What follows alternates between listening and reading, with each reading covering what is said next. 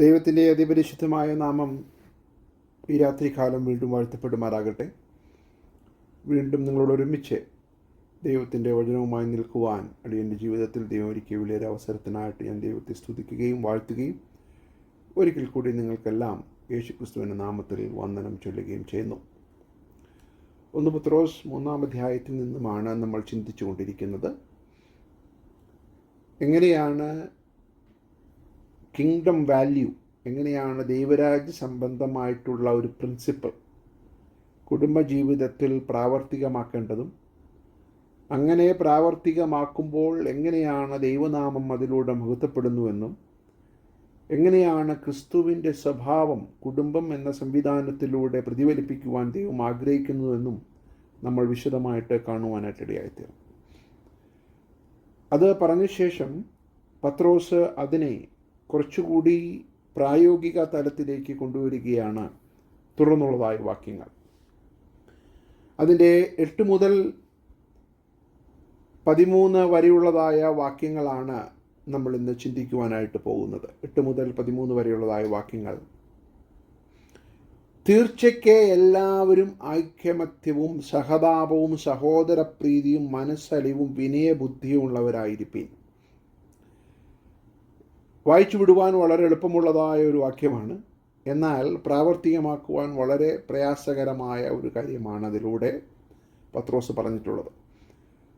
എല്ലാവരും തീർച്ചയായും എന്ന് പറഞ്ഞാൽ ഫൈനലി, ഇതിൽ യാതൊരു സംശയവുമില്ലാതെ ദാസന്മാർ മാത്രമല്ല, അധികാരികൾക്ക് മാത്രമല്ല, കുടുംബമെന്ന ആ ഒരു സംവിധാനത്തിൽ മാത്രമല്ല, എല്ലാവരും എന്ന് പറഞ്ഞാൽ ക്രിസ്തുവിൽ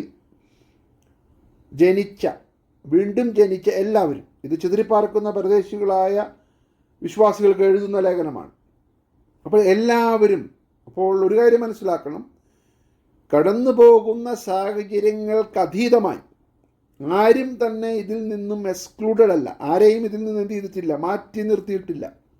എന്ന് പറഞ്ഞാൽ ജീവിതത്തിൻ്റെ ഏത് സാഹചര്യങ്ങളിലൂടെ കടന്നു പോകുന്നവരും ഐക്യമത്യവും സഹതാപവും സഹോദരപ്രീതിയും മനസ്സലിവും വിനയബുദ്ധിയുള്ളവരുമായിരിക്കണം. Praise the Lord. അപ്പോൾ ആ എല്ലാവരും എന്നുള്ള പദം വളരെ പ്രാധാന്യമർഹിക്കുന്നതായ ഒരു പദമാണ്. Praise the Lord.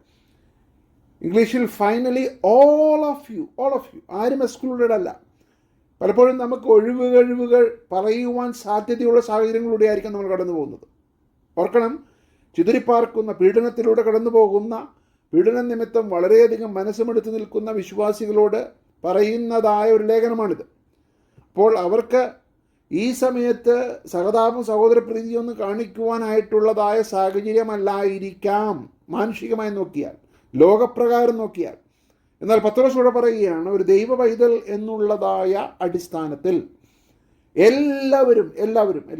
അപ്പോൾ നമ്മുടെ ക്രിസ്തീയ ജീവിതത്തിൽ നമ്മൾ ഓർക്കേണ്ട ഒരു വലിയതായ ഒരു കാര്യമാണ്, നമ്മൾ ഏത് സാഹചര്യങ്ങളിലൂടെ കടന്നു പോയാലും നമ്മുടെ ക്രിസ്തീയ സ്വഭാവത്തിന്, ദ ക്യാരക്ടർ, അതിന് മാറ്റം വരുവാനായിട്ട് ദൈവം നമ്മെക്കുറിച്ച് ആഗ്രഹിക്കുന്നില്ല.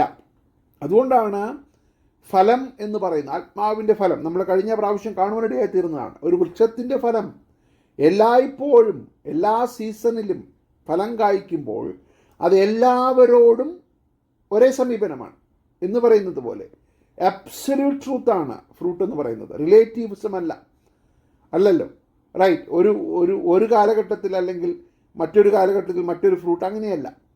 എല്ലാ കാലഘട്ടങ്ങളിലും ഒരേ ഫ്രൂട്ട്, ഒരേ ഫലം ആ വൃക്ഷത്തിൽ നിന്നുണ്ടാകുന്നത് പോലെ എല്ലാ സാഹചര്യങ്ങളിലും നമ്മൾ പ്രതിഫലിപ്പിക്കേണ്ട സ്വഭാവ ഗുണങ്ങളാണ് ഇവിടെ പത്രോസ് പറയുന്നത്. ഐക്യമത്യപ്പെട്ട് എന്ന് പറഞ്ഞാൽ യുണൈറ്റഡ് ആയിരിക്കണം. അപ്പോൾ ഈ പീഡനത്തിലൂടെ നിങ്ങൾ കടന്നു പോകുമ്പോൾ നിങ്ങളുടെ ഇടയിൽ ഭിന്നതയുണ്ടാകരുത്. നിങ്ങൾ ഐക്യമത്യപ്പെട്ട് മുന്നോട്ട് പോകണം. സഹതാപമുള്ളവരായിരിക്കണം. മറ്റുള്ളവരോട് സഹതാപമുള്ളവരായിരിക്കണം. എംപതൈസ് ചെയ്യുവാൻ കഴിവുള്ളവരായിരിക്കണം. മറ്റുള്ളവരുടെ വേദനകൾ അറിയുമ്പോൾ എനിക്കുള്ള വേദനയേക്കാൾ കൂടുതലൊന്നും അല്ലല്ലോ എന്ന് പറഞ്ഞ് നമ്മൾ അതിനെ തള്ളിക്കളയരുത്, ഇഗ്നോർ ചെയ്യരുത്. പലപ്പോഴും നമ്മുടെ ജീവിതത്തിൽ സംഭവിക്കാവുന്നൊരു കാര്യമാണ്. ഞാൻ ഉൾപ്പെടെ പറയുകയാണ്, പലപ്പോഴും നമ്മളുടെ വേദനകൾ അല്ലെങ്കിൽ നമ്മുടെ പ്രയാസങ്ങളിലൂടെ ആധിക്യം നിമിത്തം മറ്റുള്ളവരുടെ പ്രയാസങ്ങൾ കാണുവാൻ നമ്മൾ ശ്രമിക്കാറില്ല. അതിന് നല്ലൊരു ഒഴിവുകഴിവ് നമ്മൾ പറയാറുണ്ട്. ഞാൻ തന്നെ വളരെ പ്രയാസത്തിലൂടെ കടന്നു പോവുകയാണ്, എങ്ങനെയാണ് എനിക്കത് സാധിക്കുന്നത്? എന്നാൽ പൗലോസൊക്കെ പറയുന്ന ഭാഗങ്ങൾ ശ്രദ്ധിക്കണം. ഞാൻ കഷ്ടത്തിലായത് എനിക്ക് നന്നായി, കാരണം മറ്റുള്ളവരെ ആശ്വസിപ്പിക്കുവാൻ എനിക്ക് സാധിക്കുന്നു. അപ്പോൾ എൻ്റെ വേദനയിൽ, എൻ്റെ പ്രയാസത്തിൽ മറ്റുള്ളവരോട് സഹതാപം കാണിക്കുവാൻ നമുക്ക് സാധിക്കുന്നില്ലെങ്കിൽ നമ്മൾ ക്രിസ്തുവിൻ്റെ സ്വഭാവം പ്രതിഫലിപ്പിക്കുന്നില്ല എന്നാണ് പത്രോസ് ഇവിടെ പറയുന്നത്. സഹോദരപ്രീതിയും, ബ്രദർലി ലവ്. അപ്പോൾ എന്താണ് പത്രോസ് ഇവിടെ ഉദ്ദേശിക്കുന്നത്? നിങ്ങൾ അന്യോന്യം ശുശ്രൂഷിക്കുന്നവരും അന്യോന്യം സഹതാപവും മനസ്സലിവും വിനയബുദ്ധിയുള്ളവരായിരിക്കണം. അപ്പോൾ നിങ്ങളുടെ ഇടയിൽ പീഡനത്തിലൂടെ, പ്രയാസങ്ങളിലൂടെ, പ്രതികൂലങ്ങളിലൊക്കെ കടന്നു പോകുമ്പോൾ, 1-ാം നൂറ്റാണ്ടിലെ സഭയെക്കുറിച്ച് നമ്മൾ പഠിക്കുമ്പോൾ അപ്പോസ്തല പ്രവൃത്തിയിൽ കാണുന്ന ഒരു കാര്യമാണ്, അവരിൽ മുട്ടുള്ളവൻ ആരും ഉണ്ടായിരുന്നില്ല എന്ന് പറഞ്ഞാൽ, ഉണ്ടായിരുന്നില്ല എന്നുള്ളതിനേക്കാൾ ഉണ്ടാകുവാൻ അവർ അനുവദിച്ചില്ല എന്നുള്ളതാണ്. ആരെങ്കിലും മുട്ടുള്ളവരോ പ്രയാസത്തിലൂടെ കടന്നു പോകുന്നവരായിട്ട് അറിവുണ്ടെങ്കിൽ അവർ തന്നെ അത് കൈകാര്യം ചെയ്യത്തക്ക രീതിയിലുള്ളൊരു സംവിധാനം അവരുടെ ഇടയിലുണ്ടായിരുന്നു. അതുകൊണ്ടാണ് ബർന്നബാസൊക്കെ തനിക്കുള്ളതെല്ലാം വിറ്റ് അപ്പോസ്തലന്മാരെ കാൽക്കൽ വെച്ചത്. അപ്പോൾ നോക്കണം, അങ്ങനെയുള്ള ഒരു സംവിധാനമാണ് അവർ നറിഷ് ചെയ്തത് 1-ാം നൂറ്റാണ്ടിൽ. അവരത് ലിറ്ററലി പ്രാക്ടീസ് ചെയ്യുന്ന സംഭവമായിരുന്നു. അന്യോന്യം സഹോദരപ്രീതിയും മനസ്സലിയും ഒക്കെയുള്ള അവരുടെ പ്രാർത്ഥനകളിൽ അതൊക്കെ നമുക്ക് കാണുവാൻ സാധിക്കുന്നതാണ്. പത്രോസ് യോഹന്നാനും കഷ്ടം അനുഭവിച്ച ശേഷം വീട്ടിലോട്ട് മടങ്ങി വന്നപ്പോൾ അവർ ഒരുമനപ്പെട്ട് പ്രാർത്ഥിച്ചു. ഒരുമനപ്പെട്ട്, ആ പദം ശ്രദ്ധിക്കണം അല്ലേ? ഇവിടെയും പത്രോസ് പറയുകയാണ് ഐക്യമത്യത്തോടെ അവർ ഒരുമനപ്പെട്ട്, united in their heart with one accord. പല ഭാഗങ്ങളിൽ അപ്പോൾ അവർ പ്രാക്ടീസ് ചെയ്ത കാര്യമാണ് പത്രോസ് ഇവിടെ ലേഖനത്തിലൂടെ നമ്മളോട് പറയുന്നത്. അല്ലാതെ അവർക്ക് അന്യമായിരുന്ന ഒരു ഉപദേശമല്ല പത്രോസ് ഇവിടെ സ്ഥാപിക്കുവാൻ ആഗ്രഹിക്കുന്നത്. 1-ാം നൂറ്റാണ്ടിലെ സഭ, താൻ ഉൾപ്പെട്ടു നിന്ന സഭ, അതിനെ ആചരിക്കുവാൻ അല്ലെങ്കിൽ അതിനെ പ്രാക്ടീസ് ചെയ്യുവാനായിട്ട് അവരെടുത്ത ഒരു പ്രയത്നമുണ്ട്. Price the Lord. അപ്പോൾ നമ്മുടെ ജീവിതത്തിലും അത് വളരെയധികം പ്രായോഗികമായിട്ടുള്ളതായ ഒരു കാര്യമാണ്. Price the Lord. Like minded എന്ന് പറഞ്ഞാൽ ദൈവരാജ്യത്തിന് വേണ്ടി യുണൈറ്റഡ് ആകും. യുണൈറ്റഡ് എന്ന് പറയുമ്പോൾ നമ്മുടെ ഇടയിൽ അഭിപ്രായ വ്യത്യാസങ്ങളുണ്ടാകാം. പക്ഷേ ആ അഭിപ്രായ വ്യത്യാസങ്ങളെയെല്ലാം ഓവർകം ചെയ്യുന്ന, അതിനെയെല്ലാം അതിജീവിക്കുന്ന ഒരു സിംഗിൾ ഗോൾ, ഒരു ഐക്യമത്യപ്പെട്ട ഒരു ഉദ്ദേശം നമുക്കുണ്ട്. അതിൽ നമ്മൾ എന്ത് ചെയ്യണം? നമ്മൾ ഐക്യമത്യപ്പെടണം അല്ലേ? ഇപ്പോൾ സോക്കറിൻ്റെ സീസണാണല്ലോ. ടീമിലുള്ളവർ തമ്മിൽ ചിലപ്പോൾ അഭിപ്രായ വ്യത്യാസങ്ങൾ ഉണ്ടായേക്കാം. എന്നാൽ 11 പേരടങ്ങുന്ന ടീം ഗ്രൗണ്ടിലിറങ്ങുമ്പോൾ അവർക്കൊരു ഉദ്ദേശം മാത്രമേ ഉള്ളൂ, വിജയിക്കണം. അപ്പോൾ അവരുടെ ഇടയിലുള്ള അഭിപ്രായ വ്യത്യാസങ്ങളെ അതിജീവിക്കുന്ന ഒരു ലക്ഷ്യം ഉണ്ടെങ്കിൽ മാത്രമേ അവർക്ക് യുണൈറ്റഡ് ആകുവാൻ സാധിക്കുകയുള്ളൂ. ജയിക്കുവാൻ താല്പര്യമില്ലാത്ത ഒരു ടീമിന് അവരുടെ ഇടയിലുള്ള കാര്യങ്ങളായിരിക്കും വലുത്. മനസ്സിലാവുന്നുണ്ടല്ലോ?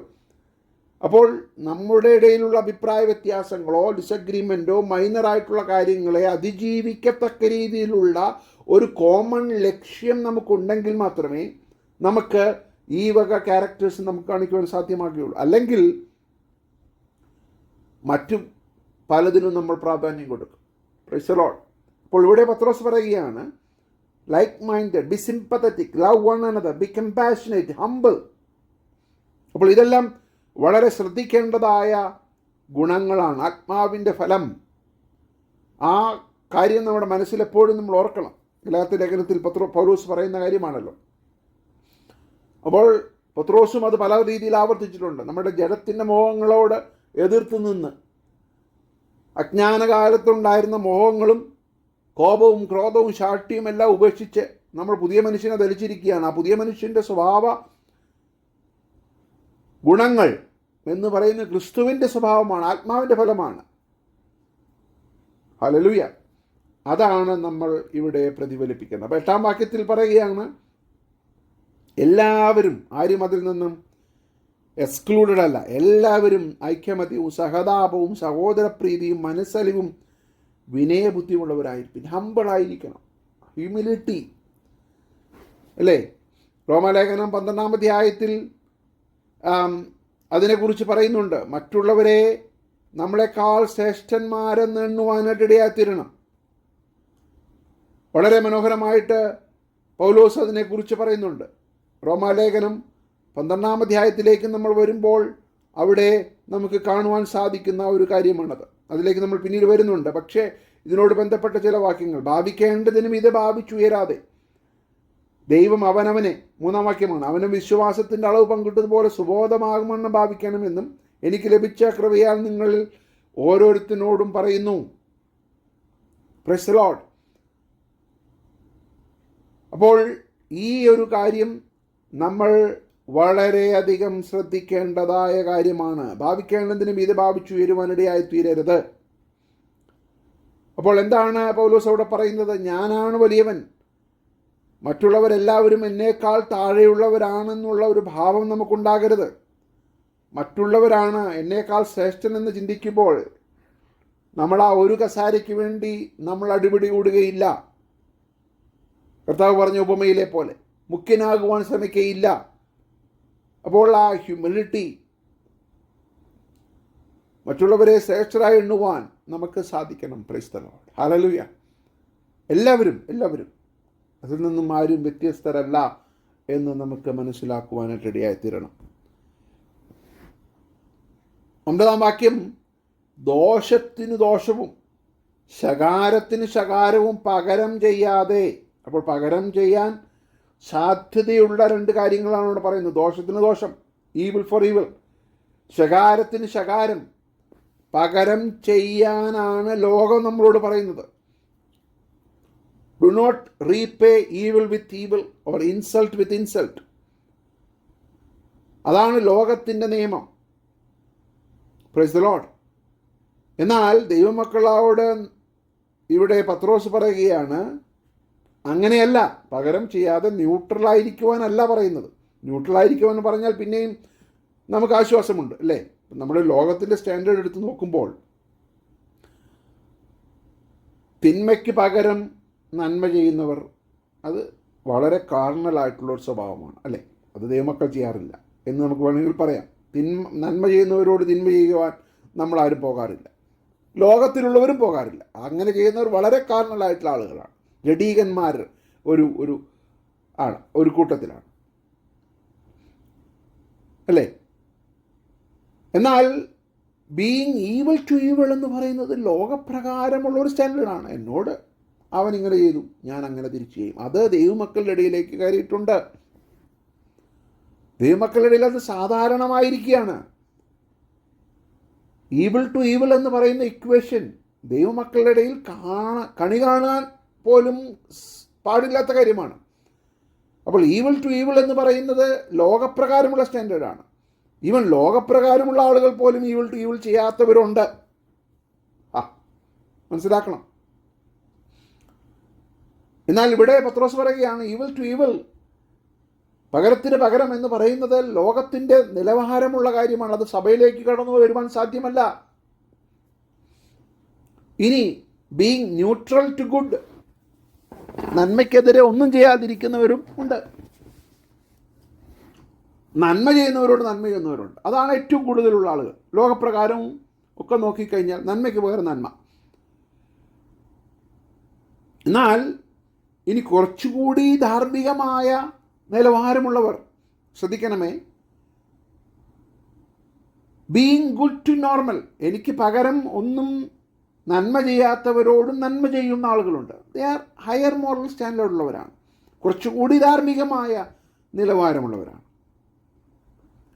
അതുപോലെ തന്നെ ബീയിങ് ന്യൂട്രൽ ടു ഈവിൾ, എന്നോട് ദോഷം ചെയ്യുന്നവരോട് പ്രതികാരം ചെയ്യാത്ത ലോകമനുഷ്യരുണ്ട്. അവരെന്തെങ്കിലും ചെയ്തോട്ട് ഞാനായിട്ട് ഉപദ്രവിക്കാൻ പോകുന്നില്ല എന്ന് ചിന്തിക്കുന്ന ലോകമനുഷ്യരുണ്ട്. അതുപോലുമല്ല ദൈവമക്കളുടെ സ്റ്റാൻഡേർഡ് എന്നാണ് പത്രോസ് പറയുന്നത്. ബീയിങ് ന്യൂട്രൽ ടു ഈവിൾ, തിന്മയോട് പ്രതികരിക്കാതിരിക്കുന്നത് പോലുമല്ല ദൈവമക്കളെ കുറിച്ചുള്ള നിലവാരം. മനസ്സിലാകുന്നുണ്ടോ? അത് ലോകമനുഷ്യർക്കും ചെയ്യാം. എന്താണ് ബീയിങ് ന്യൂട്രൽ ടു ഈവിൾ? എന്നെ ഉപദ്രവിക്കുന്നവരെ ഉപദ്രവിക്കാതിരിക്കുന്ന അനേക ലോകമനുഷ്യരുണ്ട്. എന്നെ ഉപദ്രവിക്കുമ്പോൾ കേസ് കൊടുക്കുവാൻ പോകാത്തവർ ലോകമനുഷ്യരുണ്ട്. എന്നാൽ ഇവിടെ പറയുന്ന സ്റ്റാൻഡേർഡ് എന്താണ്? Being good to evil. Oh praise the Lord. എന്താണ്? നന്മയ്ക്ക് പകരം നന്മ ചെയ്താൽ മാത്രം പോരാ, തിന്മയ്ക്ക് പകരം തിന്മ ചെയ്യാതിരുന്നാൽ മാത്രം പോരാ, തിന്മയ്ക്ക് പകരം തിന്മ ചെയ്യുകയും അരുത്. മറിച്ച് റോമാലേഖനത്തിൽ പൗലോസ് അതിനെക്കുറിച്ച് വിശദമാക്കുന്നുണ്ട്. 12-ാം അധ്യായത്തിൻ്റെ 10 മുതലുള്ളതായ വാക്യങ്ങൾ. സഹോദരപ്രീതിയിൽ തമ്മിൽ സ്ഥായി പൂണ്ട് ബഹുമാനിക്കുന്നതിൽ അന്യോന്യം മുന്നിട്ടുകൊള്ളുവിൻ. അവിടെ ഒരു മത്സരം, ഒരു ആരോഗ്യകരമായ മത്സരമാണ്. മുന്നിട്ടുകൊള്ളുവിൻ. ബഹുമാനിക്കുന്നതിലാണ് നമ്മൾ മത്സരിക്കേണ്ടത്. അന്യോന്യം മറ്റുള്ളവരെ ഞാൻ എത്രത്തോളം ബഹുമാനിക്കുവാൻ സാധിക്കും എന്നുള്ളതിൻ്റെ ഒരു ആരോഗ്യകരമായൊരു മത്സരം. എത്രയോ മനോഹരമാണത്. ഉത്സാഹത്തിൽ മടുപ്പുണ്ടാകരുത്. അപ്പോൾ ഉത്സാഹത്തിൽ മടുപ്പുണ്ടാകാൻ സാധ്യതയുണ്ട്. ആത്മാവിൽ എരിവുള്ളവരായി കർത്താവിനെ സേവിക്കണം. അപ്പോൾ ഈ കാര്യങ്ങളൊക്കെ നമ്മൾ ചെയ്യുന്നതിൻ്റെ പിന്നിലുള്ള ഉദ്ദേശം നമ്മുടെ അരുമനാഥനെ സേവിക്കുക എന്നുള്ളതാണ്. എന്നിട്ട് 21-ാം വാക്യത്തിൽ പറയുമ്പോൾ അതിൻ്റെ ക്ലൈമാക്സ് ആയിട്ട് പൗലോസ് പറയുന്ന ഒരു കാര്യം, റോമർ 12:21 വാക്യം ഇങ്ങനെയാണ്: തിന്മയോട് തോൽക്കാതെ എന്തു ചെയ്യണം? നന്മയാൽ തിന്മയെ ജയിക്കണം. Price the Lord. ഹല്ലേലൂയ. നന്മയാൽ എന്തു ചെയ്യണം? തിന്മയെ ജയിക്കണം. 12-ാം അധ്യായത്തിൻ്റെ 21 വാക്യം. അപ്പോൾ തിന്മയോട് തോൽക്കാതെ എന്നുള്ള പദമാണ് പൗലോസോട് ഉപയോഗിച്ചിരിക്കുന്നത്.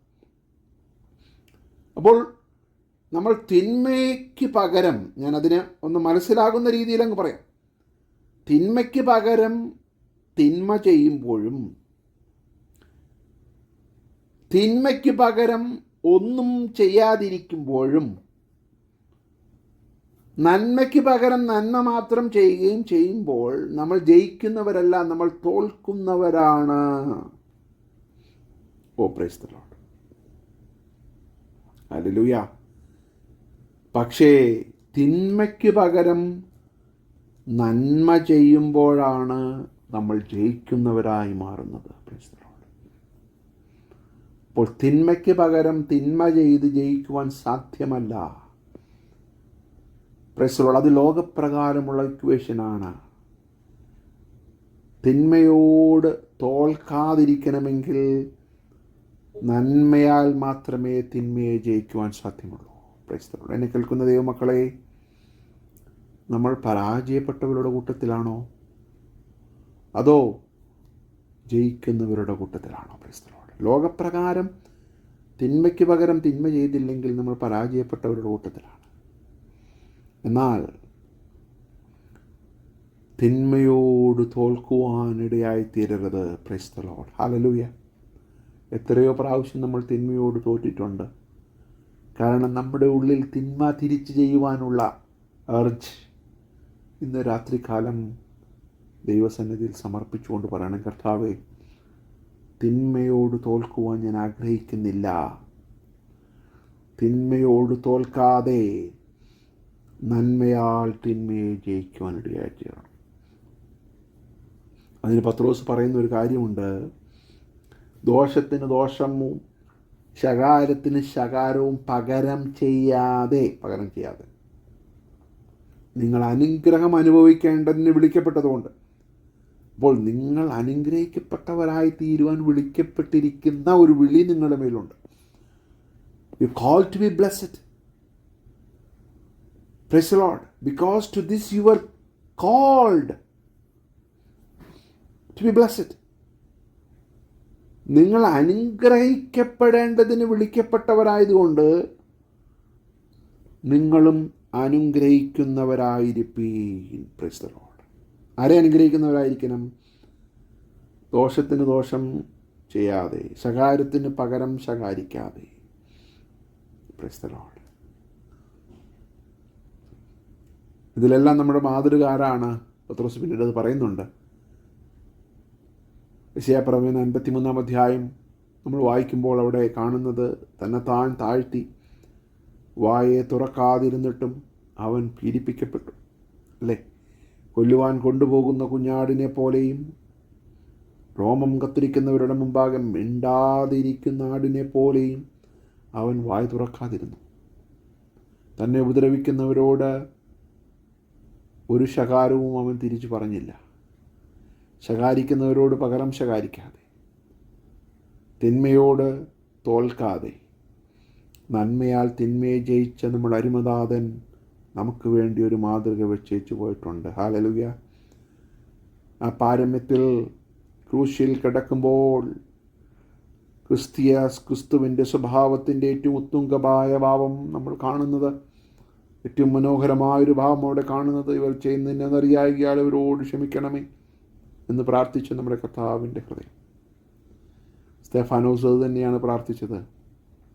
തിന്മയോട് തോൽക്കാതെ, തന്നെ കല്ലെറിയുന്നവരോട്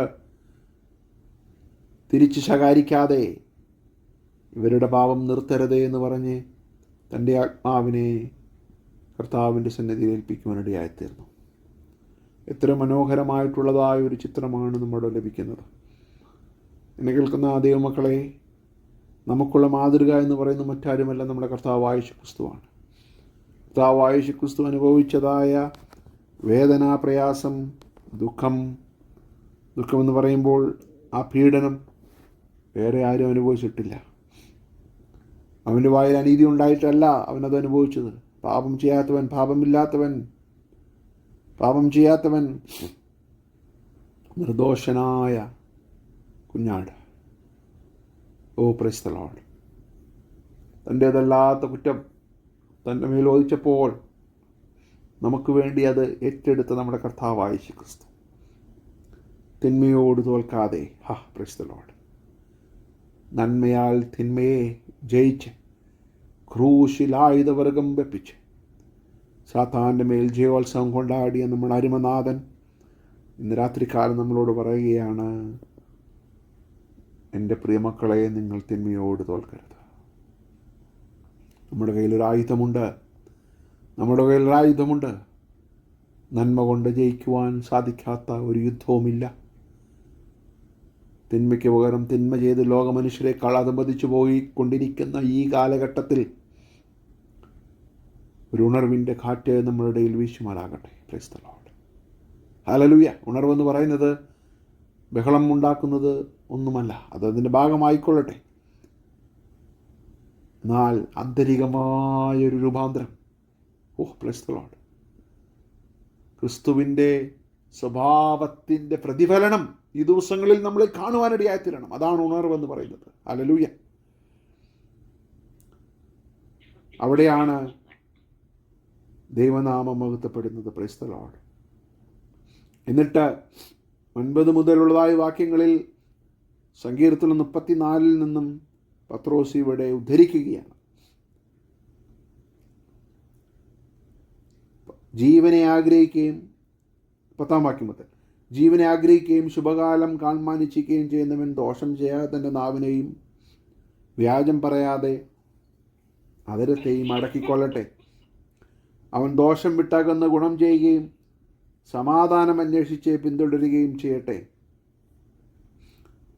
കർത്താവിൻ്റെ കണ്ണ് നീതിമാന്മാരുടെ മേലും അവൻ്റെ ചെവി അവരുടെ പ്രാർത്ഥനയ്ക്കും തുറന്നിരിക്കുന്നു. എന്നാൽ കർത്താവിൻ്റെ മുഖം ദുഷ്പ്രവർത്തിക്കാർക്ക് പ്രതികൂലമായിരിക്കുന്നു. Praise the Lord. എന്താണ് ദാവീദ് ഇവിടെ പറയുന്നത്? ദാവീദ് 34 സങ്കീർത്തനം എഴുതുന്ന പശ്ചാത്തലം നമുക്കറിയാം, അല്ലേ? ഗത്തിൽ നിന്നും താൻ ഓടിപ്പോയി ശൗൽ രാജാവിനെ പേടിച്ച് അവിടെ താൻ ഒരു ഭ്രാന്തനെ പോലെ അഭിനയിക്കുകയും ഒക്കെ ചെയ്ത ശേഷം അവിടെ നിന്ന് ഓടിപ്പോവുകയാണ്. Price the Lord. ജീവനും മരണവും തമ്മിലുള്ളതായ ആ നിമിഷത്തിൽ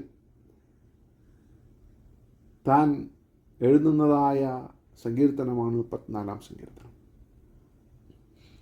34 സങ്കീർത്തനത്തിൽ ദാവീദ് പറയുകയാണ്, ജീവനെ ആഗ്രഹിക്കുകയും ശുഭകാലം കാണുവാൻ ഇച്ഛിക്കുകയും ചെയ്യുന്നവൻ ദോഷം ചെയ്യാതെ തൻ്റെ നാവിനെയും വ്യാജം പറയാതെ നഗരത്തെയും അടക്കിക്കൊള്ളട്ടെ. ശൗലിനെതിരെ ദോഷം ചെയ്യുവാൻ, ശൗലിനെതിരെ പ്രതികരിക്കുവാൻ, ശൗലിനെതിരെ പ്രതികാരം ചെയ്യുവാൻ തനിക്ക് എല്ലാവിധമായ റൈറ്റുമുണ്ട്, ന്യായമുണ്ട്. എന്നാൽ ഇവിടെ ദാവീദ് പറയുകയാണ്, അല്ല, അങ്ങനെയല്ല. തിന്മയോട് തോൽക്കാതെ നന്മയാൽ തിന്മയെ ജയിക്കുന്ന ദാവീദ്. തൻ്റെ മേലുള്ള അഭിഷേകം ഇരിക്കെ തന്നെ രാജാവാകുവാൻ കഴിയാതെ വനാന്തരങ്ങളിൽ ഓടി നടക്കുന്ന ദാവീദ്. Price the Lord. അവൻ ദോഷം വിട്ടകന്ന് ഗുണം ചെയ്യുകയും സമാധാനം അന്വേഷിച്ച് പിന്തുടരുകയും ചെയ്യട്ടെ. അപ്പോൾ സമാധാനത്തിന് വേണ്ടിയുള്ളതായ ഒരു പിന്തുടർച്ച, ഒരു പ്രസ്യൂട്ട്. ശൗലിനെ കൊല്ലുവാൻ തനിക്ക് അവസരങ്ങൾ ലഭിച്ചിട്ടും ഒരിക്കൽ താൻ ഗുഹയിലായിരുന്ന സമയത്ത് തനിക്ക് അതിനുള്ളൊരു അവസരം ലഭിച്ചു കുന്തം കൊണ്ട് കുത്തുവാൻ. എന്നാൽ അവൻ വസ്ത്രത്തിൻ്റെ അഗ്രം മുറിച്ചപ്പോൾ ദാവീദിൻ്റെ ഹൃദയത്തിൽ കുത്തുകൊണ്ടു എന്നാണ് എഴുതിയിരിക്കുന്നത്. അത്രമാത്രം പരിശുദ്ധാത്മാവിന് സെൻസിറ്റീവായുള്ള സുതാര്യമുള്ള ഹൃദയമുള്ള ദാവീദ്. ഹല്ലേലൂയ. അവൻ ദോഷം വിട്ടകന്ന് ഗുണം ചെയ്യുകയും സമാധാനം അന്വേഷിച്ച് പിന്തുടരുകയും ചെയ്യട്ടെ. എന്നെ കേൾക്കുന്ന ദൈവമക്കളെ, നമ്മൾ സമാധാനകാംക്ഷികളായി മാറുവാനായിട്ടിടയായി. കർത്താവായ യേശു ക്രിസ്തുവിൻ്റെ ഗിരിപ്രഭാഷണത്തിൽ അത് തന്നെയാണ് പറയുന്നത്, സമാധാനമുണ്ടാക്കുന്നവർ ഭാഗ്യവാന്മാർ. സമാധാനമുണ്ടാക്കുന്നവരെയാണ് ദൈവം ഈ ദിവസങ്ങളിൽ ആഗ്രഹിക്കുന്നത്. സമാധാനം കെടുത്തുന്നവരെയോ സമാധാനത്തിനെതിരായി പ്രവർത്തിക്കുന്നവരെയോ അല്ല, സമാധാനമുണ്ടാക്കുന്നവരെ, പീസ് മേക്കേഴ്സ്. ഹല്ലേലൂയ. അപ്പോൾ ഇവിടെയെല്ലാം അതിൻ്റെ ആപ്തവാക്യം എന്ന് പറയുന്നത് ദോഷത്തിന് ദോഷവും ശകാരത്തിന് ശകാരവും ചെയ്യുവാനുള്ള എല്ലാ സാധ്യതകളും, എല്ലാ വിധമായ ഒഴിവുകൾ പറയുവാനൊക്കെ നമുക്കുണ്ടെങ്കിൽ പോലും അതിലൊന്നും നമ്മൾ വഴങ്ങിപ്പോകാതെ നമ്മൾ എന്തോ ചെയ്യണം? നന്മയാൽ തിന്മയെ ജയിക്കുവാനായിട്ടിടയായിത്തീരണം. കാരണം നമ്മെ അനുഗ്രഹത്തിനായിട്ട് വിളിക്കപ്പെട്ടിരിക്കുകയാണ്. Praise the Lord. അനുഗ്രഹത്തിനായിട്ട് വിളിക്കിരിക്കുകയാണ്. എന്താണ് അനുഗ്രഹം? അനുഗ്രഹം എന്ന് പറയുന്നത് ക്രിസ്തുവിൻ്റെ സ്വഭാവം നമ്മളിൽ ഉണ്ടാകുമ്പോൾ മറ്റുള്ളവരെ അനുഗ്രഹിക്കുവാൻ സാധിക്കുന്ന ഒരവസ്ഥ ദൈവം നമുക്ക് തന്നിട്ടുണ്ട്. അതൊരു കോളിംഗ് ആണ്. അത് സാധാരണക്കാർക്ക് ചെയ്യുവാൻ സാധ്യമല്ല. ക്രിസ്തു ഭക്തന്മാർക്ക്, ക്രിസ്തുവിൻ്റെ ശിഷ്യന്മാർക്ക് മാത്രമേ അത് സാധിക്കുകയുള്ളൂ. Price the Lord. ക്രൂശിൽ